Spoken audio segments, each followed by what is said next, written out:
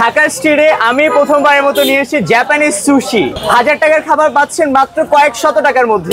স্ট্রিটের মধ্যে Japanese food ভাবা যায় ব্যাপারটা, একমাত্র আমিই দিচ্ছি এই ফুড। শেফের উপর ডিপ্লোমা করে স্ট্রিটে বিক্রি করতেছি সুশি, এর মানে কি আমরা ঠকাচ্ছি? না, 5 স্টারের খাবার দিচ্ছি রিজনেবল প্রাইসে, স্টুডেন্ট বাজেটে। ফাইন ডাইন আপনাকে যেটা দিবে Sora, izakaya, teriyaki, same sushi, same fried version, regular version আপনাদের জন্য রয়েছে। আপনাদের প্রবলেমগুলোকে সলিউশন করে আমরা সুশি বাঙালিদের মতো করে খাচ্ছি। টাকা কামাতে আসি নাই, কাস্টমারকে ভালো জিনিস খাওয়াতে এসেছি। বাঙালিকে সুশি জিনিসটা চিনানোর জন্য আমি চলে এসেছি আজ স্ট্রিটে।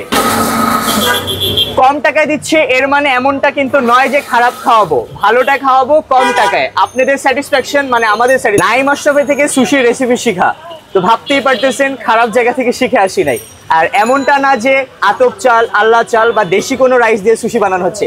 অরিজিনাল লোটাসের যে সুশি রাইস জাপানিজরা যেভাবে খায় ওইভাবেই কিন্তু রান্না করে, কাঁচা না কিন্তু, ভিতরের প্রত্যেকটা এলিমেন্টস রান্না করে বাঙালিয়ান ভাবে বাঙালি সুশি দিচ্ছি আমি। জাপানিজ ফুড এখন পাওয়া যাচ্ছে বেলি রোডের রাস্তায়, এখনই দেরি না করে চলে আসুন সুশিতে।